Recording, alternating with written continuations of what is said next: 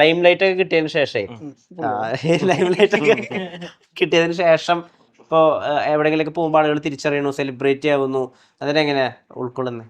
സന്തോഷമുണ്ട്. എനിക്ക് ആ ഫോട്ടോ എടുക്കണം, സെൽഫി എടുക്കാനൊക്കെ വരുന്നുണ്ടല്ലോ. ലൈം ലൈറ്റിലാണ് പെട്ടത് ചേട്ടാ. പുള്ളിപ്പോ മറ്റേതിനെ പറ്റിയൊക്കെ പറഞ്ഞാണ്. സന്തോഷമുണ്ട്, സന്തോഷമുണ്ട്. നമസ്കാരം ദുബായ്. ഒരുപാട് സന്തോഷമുണ്ട്. ഈ സന്തോഷം കഴിഞ്ഞെന്താ ഉള്ളത്? നീ എളിമ വിട്ടിട്ട് കാര്യം പറയാ, കുഴപ്പമില്ല. നമ്മള് ഈ പ്രതീക്ഷിക്കാതെയൊക്കെ ഇങ്ങനെ എവിടെയെങ്കിലൊക്കെ നിക്കുമ്പോഴത്തേക്ക് വന്ന് ഇങ്ങനെ ചോദിക്കുകയൊക്കെ ചെയ്യും. അതെവിടെ നിൽക്കുന്ന ഒരു പ്രതീക്ഷയില്ലാതെ നമ്മള് ബസ് സ്റ്റോപ്പിലൊക്കെ നിൽക്കുമ്പോഴേ നമ്മള് പ്രതീക്ഷിക്കാത്ത പല സ്ഥലത്തോടെ കണ്ടു. അതെങ്ങനെ കണ്ട് ഞാൻ പ്രതീക്ഷിക്കാതെ പോവാറുണ്ട്. നീ പ്രതീക്ഷിക്കാത്ത പല അത്രയും കരുതലുണ്ടാവും മനുഷ്യന്.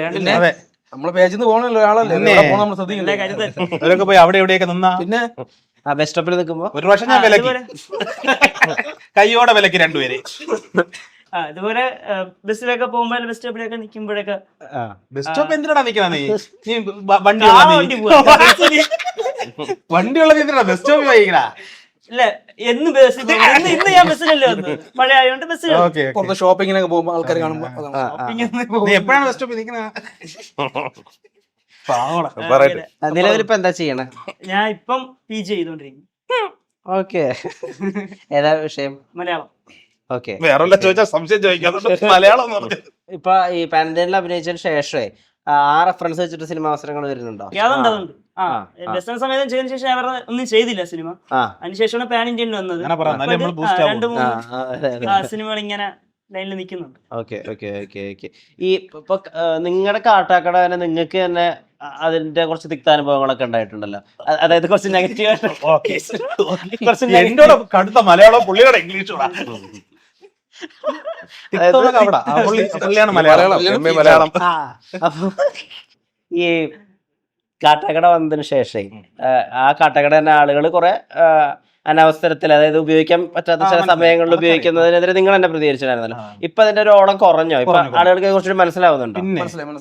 മലയാളികളല്ലേ, അവർക്ക് മനസ്സിലാവും പെട്ടെന്ന് കാര്യങ്ങൾ. കുഴിക്കണ്ട മാമച്ചൻ പടം 2 റീല് കണ്ടിട്ടുണ്ട്. എല്ലാവരും കണ്ടിട്ടുണ്ട്.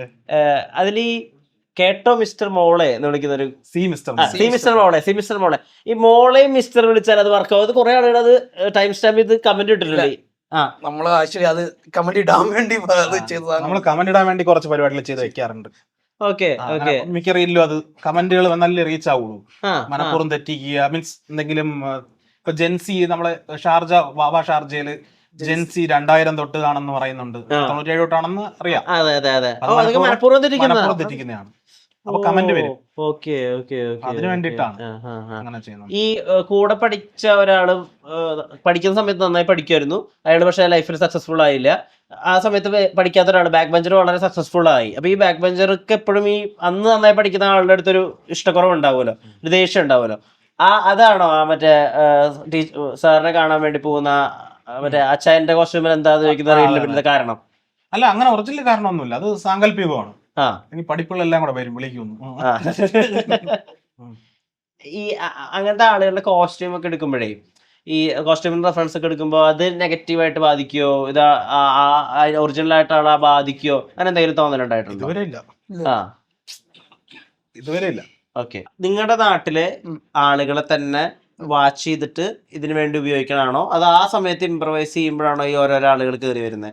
ഇപ്പൊ ഓരോ മൃതദേഹം എങ്ങനെ ഇതാക്കണമെന്ന് അല്ല, അയാളെ വേറൊരു പ്രത്യേകിച്ച് അയാൾ എന്ത് പറഞ്ഞാലും ഒരാളെ വേദനിപ്പിക്കും, കഴുത്തിന് ഇറുക്കുക, അവരുടെ പിടിച്ചിടിക്കുക, അങ്ങനത്തെ ആളുകളെ, അല്ലെങ്കിൽ കൂടെ വെള്ളം അടിക്കുന്നതിനൊക്കെ തൊട്ട് ഭയങ്കര ബഹുമാനമായിരിക്കും അവർക്ക്. വെള്ളം അടിച്ചു കഴിഞ്ഞാൽ അവർ നേരെ ഉൾട്ടയായിട്ട് തിരിഞ്ഞ് അവരെ ചീത്തയൊക്കെ വിളിക്കും. ഇത് ഒറിജിനൽ ആയിട്ട് ആളുകൾ ഒബ്സർവ് ചെയ്തിട്ട് ചെയ്യുന്നതാണ്. അല്ല, അത് നമുക്കറിയാം.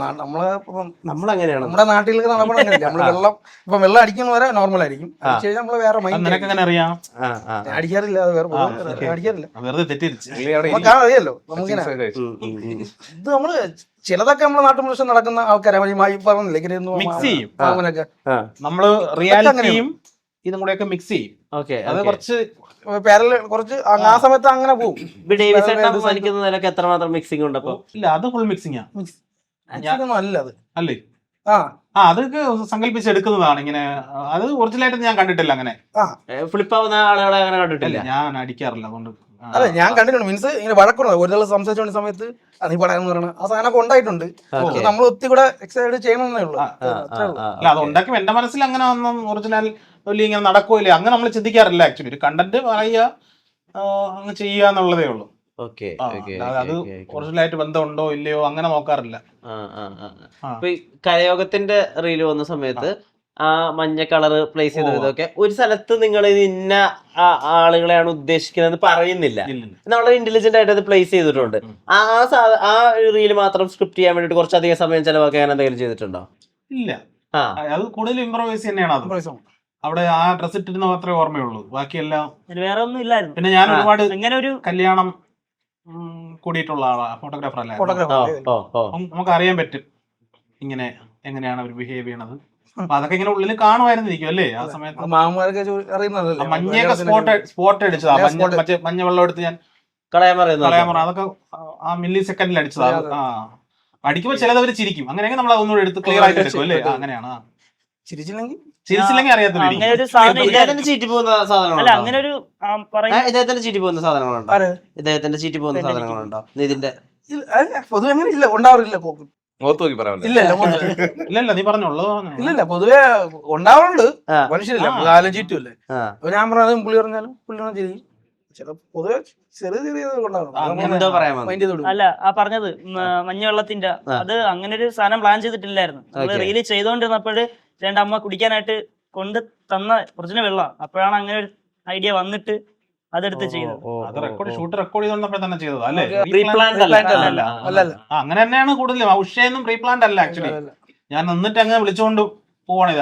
വേറെന്താ പേരായിരുന്നു, പേര് തന്നെ അപ്പോഴാണ് വിളിച്ചത് ഉഷയെന്ന് വിളിച്ചു. അത് തന്നെയാണ് കട്ട് ചെയ്ത് എല്ലാത്തിനും. ഒരുപാട് ഈ അങ്കിൾസിനെയും അമ്മാവന്മാരെയും ഒബ്സർവ് ചെയ്യായിരുന്നല്ലേ? ഉണ്ട്. ഇവരെ ഈ റീലിന് വേണ്ടിട്ട് ഒബ്സർവ് ചെയ്ത് തുടങ്ങിയതാണോ? അല്ല, പണ്ടോട്ടേ ഒബ്സർവ് ചെയ്യും ഞാൻ. എനിക്ക് ഇഷ്ടമാണ് ഇങ്ങനെ ആൾക്കാരെ. ഒബ്സർവേഷൻ സ്കിൽസ് അതിന് എലോബറേറ്റ്. അതെ, അത് ഞാൻ പറഞ്ഞ ഈ വയസ്സുള്ള ആൾക്കാരെയും ഒക്കെ ചെയ്യുമ്പോ പുള്ളി മേലെ നിൽക്കും. നമ്മള് പണ്ട് കാറിലൊക്കെ പോകുമ്പോഴേ ഒരാള് ചിലപ്പോ അവിടെ നടന്നു വരെയായിരിക്കും. പുള്ളിയുടെ ജോലി പറയും. ബോഡി ലാംഗ്വേജ് അങ്ങനെ പുള്ളി കണ്ടക്ടർ അത് ചുമ്മാ രസത്തിന് പറയണം. നമ്മള് ഒരു നേരത്തെ വിറ്റിന് വേണ്ടി പറയണം, അതിനു വേണ്ടി പറയണം. അതിപ്പോഴും പറയും. നമ്മളൊരാൾ ലുക്ക് കൊണ്ട് ട്യൂഷൻ പഠിപ്പിക്കാൻ പോകണം, കോസ്റ്റ്യൂം ഒക്കെ കണ്ടിട്ട് നമ്മളിങ്ങനെ പറയും മറ്റേ പുള്ളിക്ക് അവിടെ വില്ലേജിലാണ് ജോലി. മുഖം കണ്ട് പേരൊക്കെ പറയും. അത് ചുമ്മാ കറക്റ്റ് ഒന്നുമല്ല, ചുമ്മാ പറയണമെന്നേ. ബ്രോക്ക് വിഷ്ണു, എന്റെ പേര് വിഷ്ണു എന്നല്ലേ? നമ്മള് ഇപ്പൊ കണ്ടുകഴിഞ്ഞാൽ ബ്രിജീഷ് എന്നൊക്കെ പറയും. വിഷു പറഞ്ഞ മുഖം, ബിജീഷ് പറഞ്ഞ മുഖം, അങ്ങനെ നമ്മള് പറയണേ.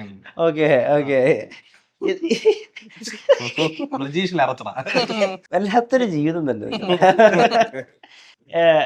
ഇപ്പൊ നിങ്ങളുടെ കയ്യിൽ മാത്രമുള്ള കുറച്ച് കാര്യങ്ങളുണ്ടല്ലോ, അതായത് ട്രിവാൻഡ്രം സ്ലാങ്, ആളുകളെ വിളിക്കുന്ന പേരുകള്, ഈ സ്റ്റോക്ക് തീരുവോ അല്ലെങ്കിൽ നമ്മുടെ ഈ സ്ഥിരം കോമഡികൾ വർക്ക് ആവാണ്ടിരിക്കോ, അങ്ങനെ എപ്പോഴെങ്കിലും ഒരു ബോധരക്ഷം ഉണ്ടായിട്ടുണ്ടോ? അപ്പൊ അതിനെങ്ങനെ മറികടക്കുക? അതങ്ങനെ ആൾക്കാർ മറികടന്നുള്ളത്, വേറെ ആൾക്കാരെ തേടി പോകും. അല്ല, അപ്ഡേറ്റ് ആവാൻ ശ്രമിക്കും ബ്രോ. ഇതല്ലേ കണ്ട് മടുക്കും കുറച്ചൊക്കെ കഴിയുമ്പോൾ എല്ലാവർക്കും. അതൊക്കെ എല്ലാം അങ്ങനെ തന്നെയാണ്. ഇപ്പം നമ്മൾ പാറ്റേൺ മാറ്റി, അപ്പൊ പാറ്റേൺ മാറ്റുന്ന ഒരു പരിപാടിയെ പറ്റി പറയുന്നുണ്ട്. കുറച്ച് മാറി ചെയ്യുക, അതാണ് കുറച്ച് ഗ്യാപ്പ് എടുക്കുന്നതും അതുകൊണ്ടാണ്. കണ്ട് മടുക്കുന്ന ഒരു പരിപാടി ഉണ്ട്. അതിപ്പോ എന്തെന്ന് തന്നെ ആയാലും ശരി തന്നെയാണ്. നമ്മൾ കണ്ട് അതിന് വാല്യൂ ഇല്ലാതെ ആവും. അങ്ങനെ വരും, അങ്ങനെ തോന്നൽ വരും.